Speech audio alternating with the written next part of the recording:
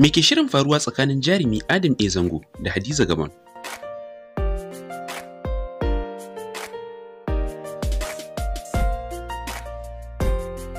Hausawa na cewa in an ga kare na shinshina takalmi to fa ɗauka zai yi. A 'yan kwanakin nan an ga jarumi Adam A. Zango yana mu'amalantar abokiyar aikinsa Hadiza Gabon da wasu baƙin al'amura da ba a saba gani tsakaninsu ba. Wanda hakan ya sa aka fara tunanin soyayya ce ke shirin ƙulluwa ko mata ƙulla tsakanin jaruma.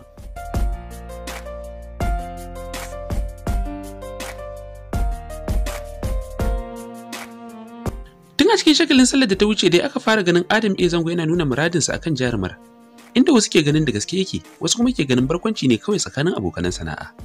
Sai dai Ayo ya sake tabbatar da cewa da kamshin gaskiya a wannan alaka da ake tunanin ta kullu.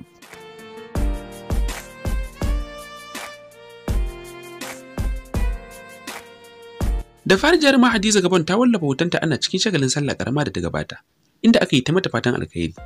Sai jarumi Adam A. Zango ya mata tsokaci da cewa zan zo mu daidaita DJ, kin ga kenan da kan daka shi kaddaka tun kadan bakin gado. Sai dai Hadizan bata amsa shi ba banda dariya da ta yi.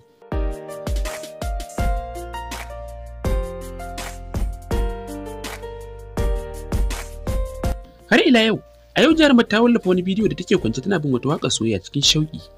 Inda jarumi Adam A. Zango ya sake ɗauko wannan bidiyo ya wallafa a shafinsa. Kana ya rubuta, kamar ni Hadiza take tunawa fa. Karki damu DJ, ba zan taɓa barin ki ba. Sai dai wannan karan ta bashi amsa da sosai kam, tana dariya.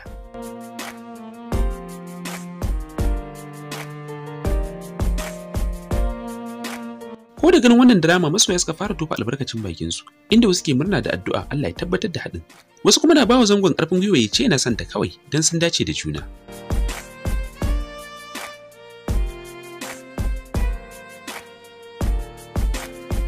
A abin da ya bayyana dai, an san jaruman na soyayya da Naziri sarkin waka, wanda ta ƙici ta cinyewa har yanzu babu wata ƙwaƙwaran magana. Kana shi kuma Adam A. Zango ya yi soyayya da 'yan matan Kannywood da suka haɗa da Nafisat Abdullahi, Fati Washa, Maryam A. Viola, wanda har aure ya shiga tsakani kafin daga bisani aka samu rabuwa ba tare da an samu karuwa ba.